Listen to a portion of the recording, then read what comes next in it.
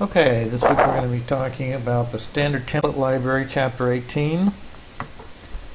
Chapter 18 will not have a quiz, so there will be no separate questions for Chapter 18. We will have an assignment.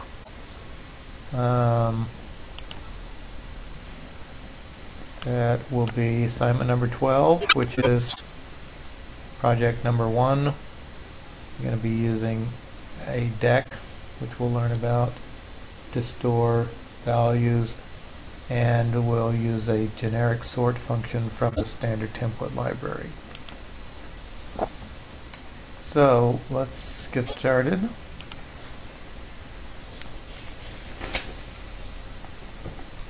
Okay, so last week we learned what a template is. This week we're going to be using some pre-built template functions, template classes that we can take advantage of for doing standard operations. So first of all, we have iterators. Iterators are just a class of objects designed to hold lists of things. Basically, it's a set of pointers that we can hold on to things in an efficient way, and we can then use standard functions to iterate through those collections of objects.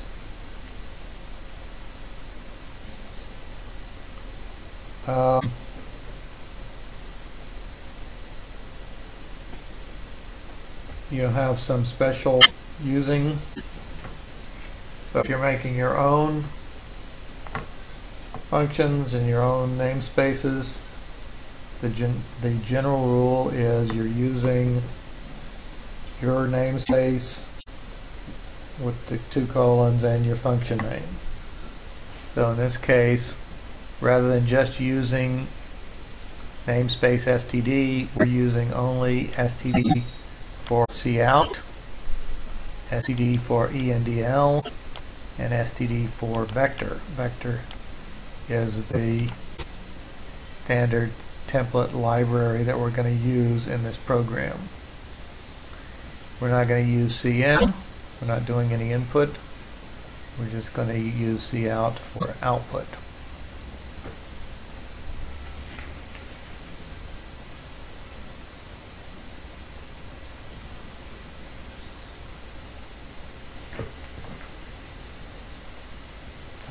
And they even show you how to use it more specifically to refer to an iterator for integer vector.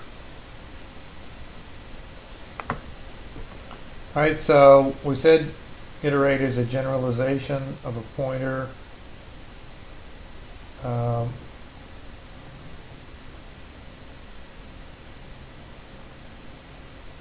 So we can increment and decrement the iterator to the next or previous data item.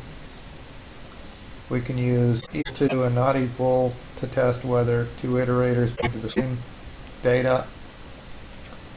We can use the dereferencing operator to refer to the data.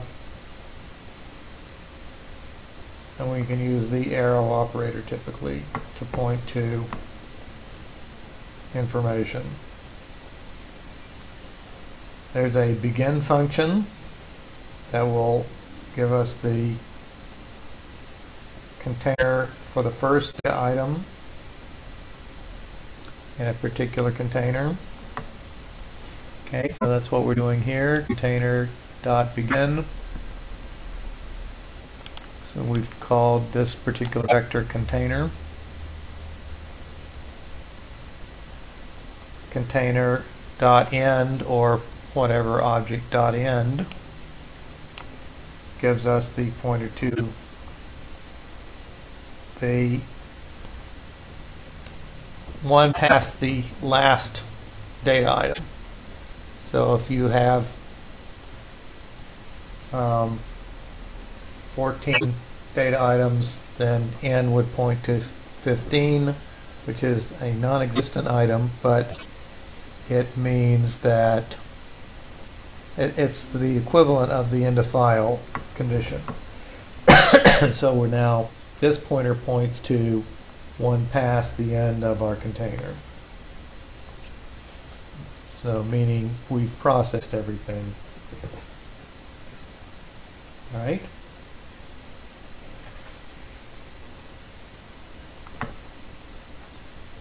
So here we declare a vector int iterator p.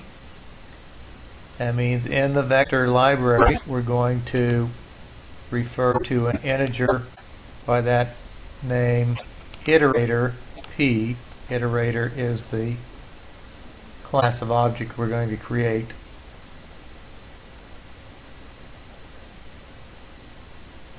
Called p.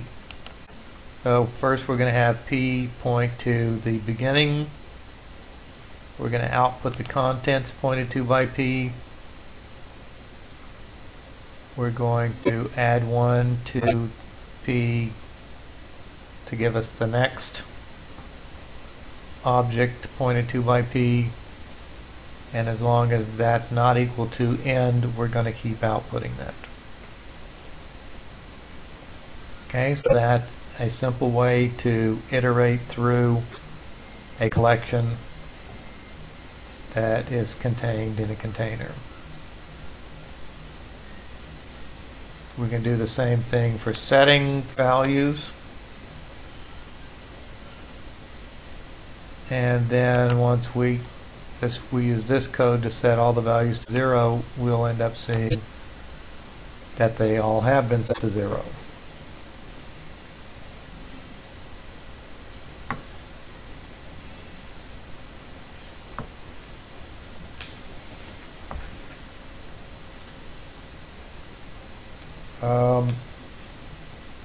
I think our Visual Studio compiler will have no trouble compiling this code.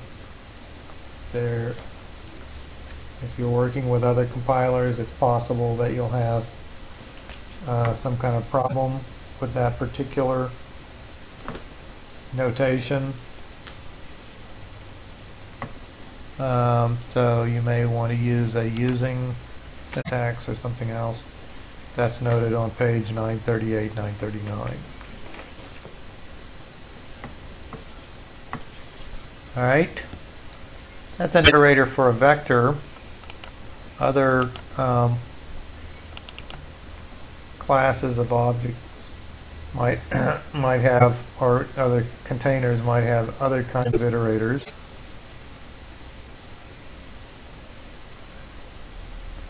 Okay. All of the operations that you can do will work with a vector class.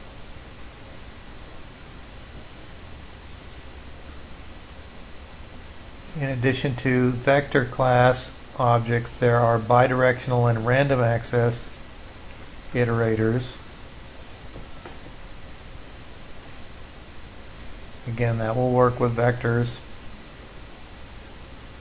So bidirectional means that we can either iterate through our container forward or backward. And random means we can go to any particular item in the iteration. So if we're using our syntax that we remember from an array, we can go to a particular entry using an index in square brackets.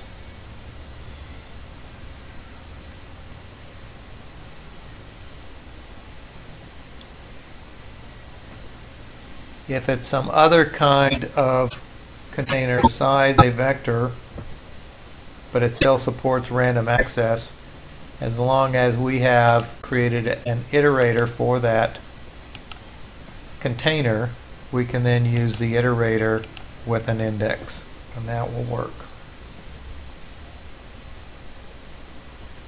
And as long as it's a bidirectional container, we can use the minus minus in addition to the plus plus. So we can increment or decrement.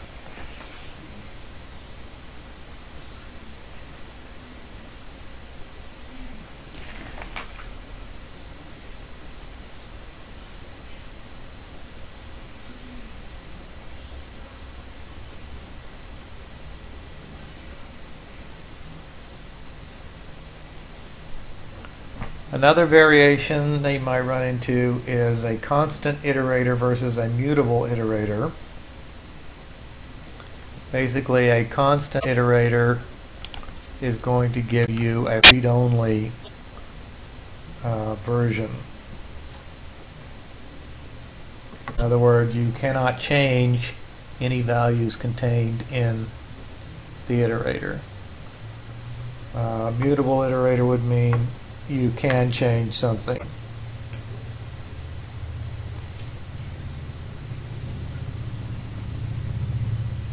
All right. A reverse iterator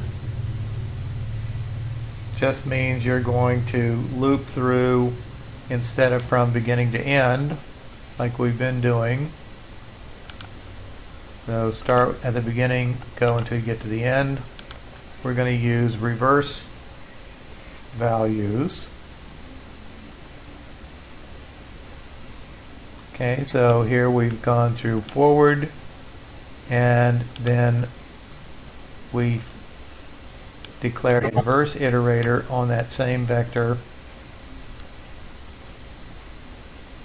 Well, we have a vector called container. We've declared a reverse iterator for the same data type and set that reverse iterator equal to the reverse begin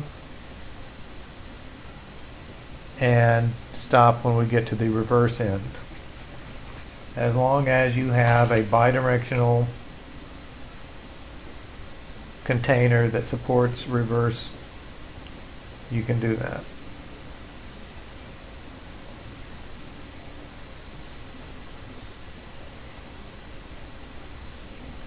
It would be better to do that than attempt to do something like on page 945, where they attempt to start at the end and go till they get to the beginning.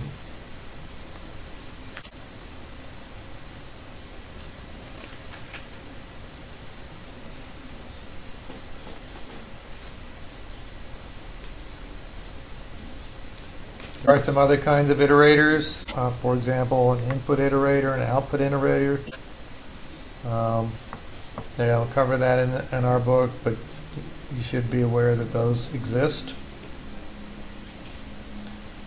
Also located in the standard template library are the container classes.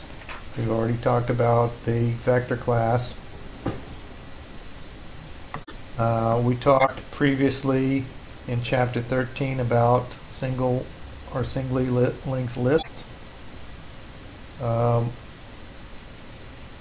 Sometimes you'll see a S list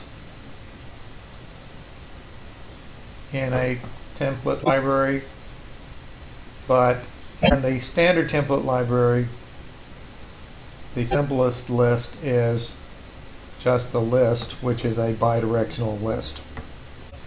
Okay, in other words, it has links going forward and reverse, so it's a reversible container.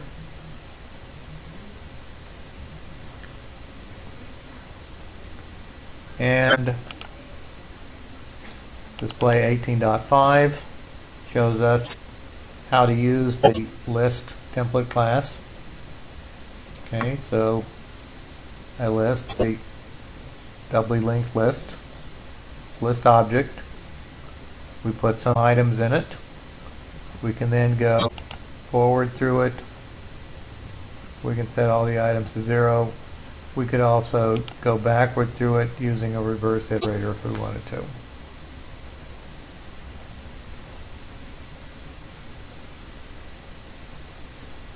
There is a more powerful container called a DQ or a deck, a doubly ended queue. You can add data to either end, and you can remove data from either end. So you can use it as a stack or a queue. It's basically an all-purpose container. On page 951, you'll have some displays of containers. Okay, the S list that you'll occasionally see. It's not officially part of the standard template library. List is, vector is, queue is, deck is. They also list some member functions. Size would tell you how many elements are in your container. Begin would show you, or would return an iterator to the first element of a container.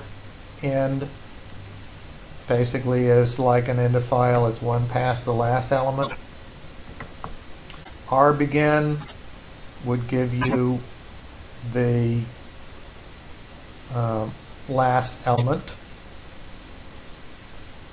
You would use that with a reverse iterator, and Rn would be one beyond the first element when you're going through your container in a reverse direction. Push back inserts an element at the end of a sequence. Push front would insert an element at the front of a sequence. Insert would insert an element at one before wherever the iterator is pointing. Erase allows you to erase or eliminate an element that an iterator is currently pointing to. Clear gets rid of all elements in a container. Front gives you a reference to the element in the front of the sequence, like begin does. Equal to work, not equal to works.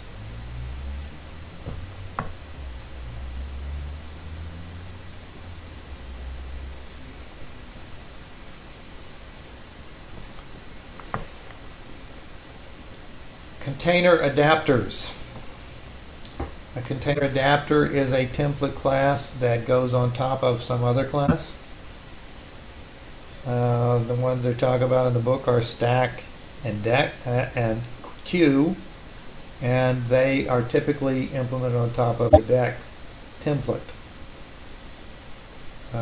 So if you were to look deeply enough under a stack, you would find out that it's actually implemented as a deck.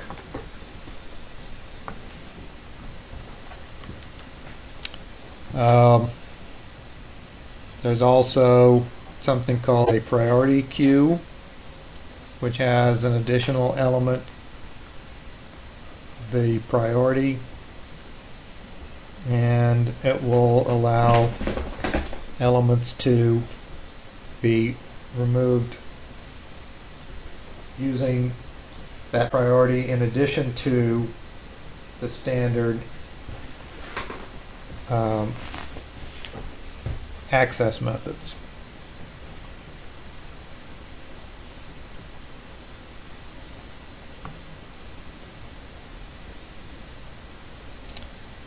All right. Displays on page 954, 955 show you the stack template class 18.8. 18.9 is the queue template class. Stack implements push, pop, top, empty, Okay, so push and pop should be familiar to you from our looking at the concept of a stack. Then the Q template class again implements push and pop.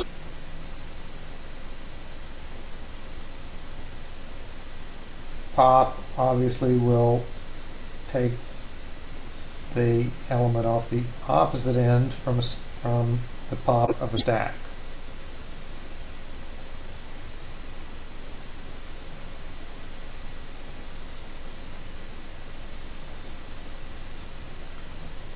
Be aware that if you're using the stack to get the data off the top of the stack, we use the top function, and then pop eliminates that data so that it's no longer there. So do a top followed by a pop rather than just a pop.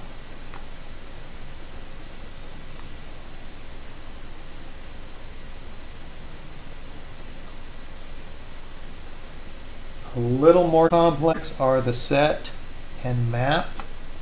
Those are what's called associative containers.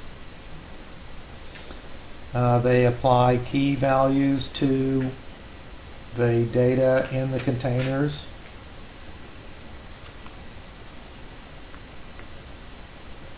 And so you can associate those keys with the data that goes with them in ordered pairs.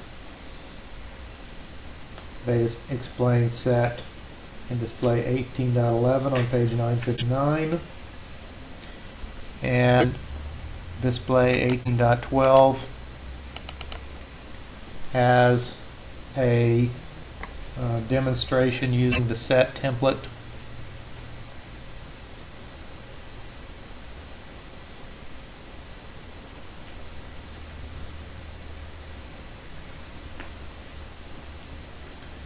.14 shows you using the map template.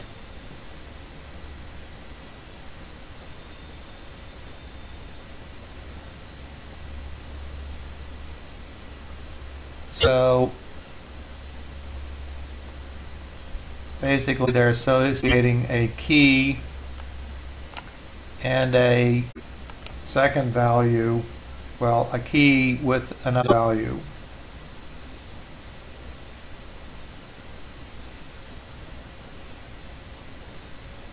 So in this case, the planets container, planets is a map. We set the planet's key Mercury equal to hot planet. Okay, we're mapping two strings together. The planet Venus with atmosphere of sulfuric acid, planet's Earth equals home. We can then find the data based on the key.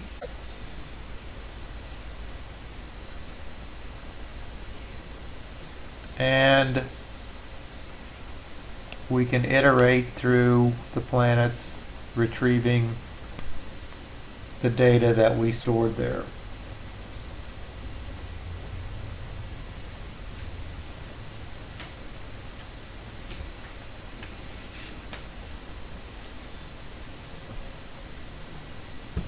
Theoretically,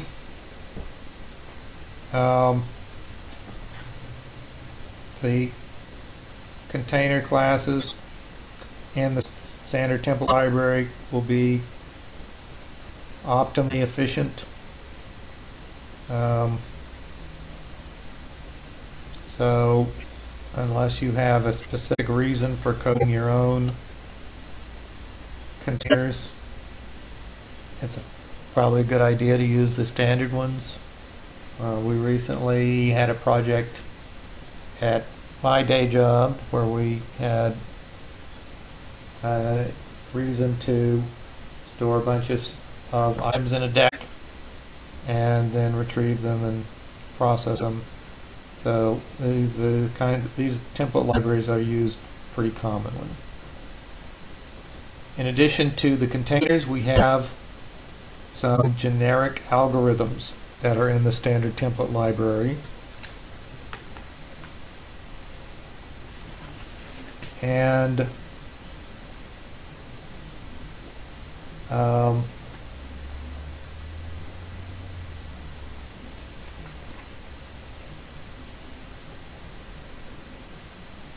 one of the things to think about when you're looking into generic algorithms or generic functions is how efficient is the code. And one of the tests of efficiency is how long does it take to run based on the data that we're trying to run against. So if we've got the running time, we want to figure out how long it takes our code to operate. For example, if we're trying to sort a bunch of numbers, it may take less time if the list is already sorted, and it will take more time if it's very unsorted. And so when they talk about the running time of some code, then they're always talking about worst case, what happens when the data starts out being the cause of the longest runtime. And so they show you some typical counts. So for 10 numbers, this code might take 2 seconds. For 1,000 numbers, it might take 10 seconds. For 10,000 numbers, it takes 2.5 minutes. And so that can be expressed by a formula that gives us an idea of how long it's going to take. So we get to page 969.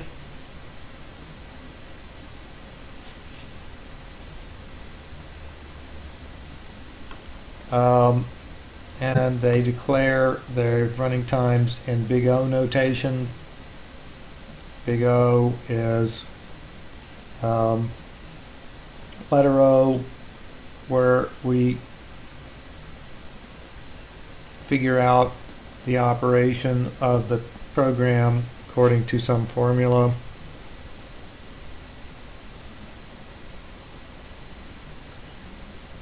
An O n squared function would always be faster than an O n cubed function, for example. And on page 969, they show you some comparison graphs for various n values.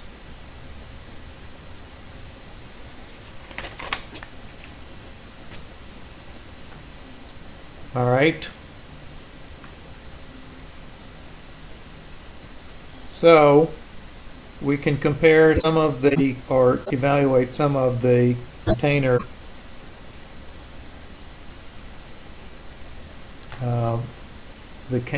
classes in our standard template library with those running times that we just talked about. All of our vector insertions are O1. Okay, so it's always going to work the same at the same speed, independent of the size of the container. Doesn't matter how big the container is, we'll always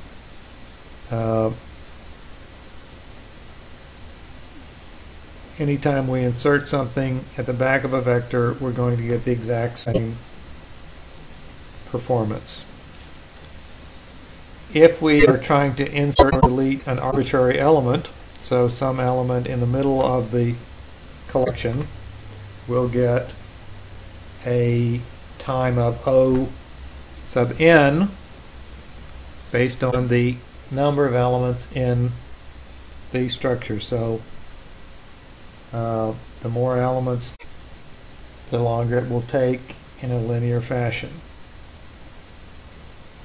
If we're in a set or a map and we're trying to find a particular element, then we'll get an O of log n, where n is the number of elements in the container.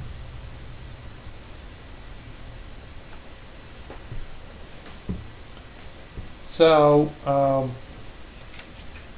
starting on page 971, we have some of the algorithms.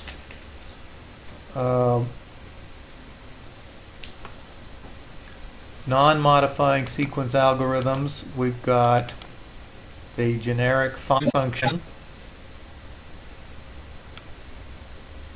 So that we can use with any collection.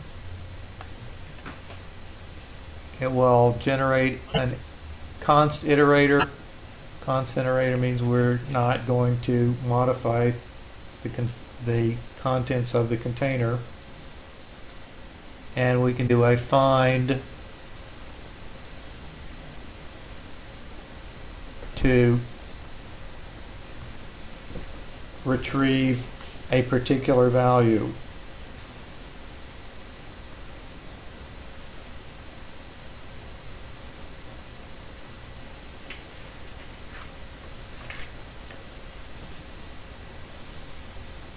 On page 974, display 18.18 shows some of the non-modifying generic functions. You have the forward iterator, the count function, the equal function, the search, binary search, and those should all work on any of the standard container classes. The next list, starting on page 975, are the container modifying algorithms. Those will change the container in some way. And on page 976, they have the list of modifying generic functions, including copy, remove, reverse, and random shuffle.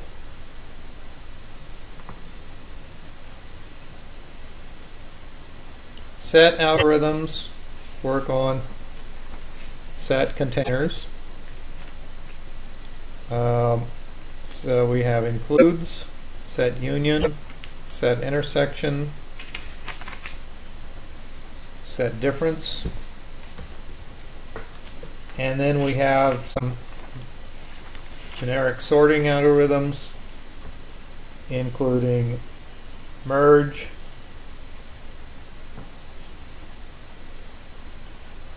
and sort. Merge allows us to combine two containers together. Sort just sorts the items in a container for us. Alright, I said that our assignment for this chapter is number 1 on page 981. You're going to need to declare a deck to store values of type double. You're going to read in 10 doubles, or at least 10 doubles from the user, store them in the deck, call the sort function, display the results. So basically, all of the hard part is written for you.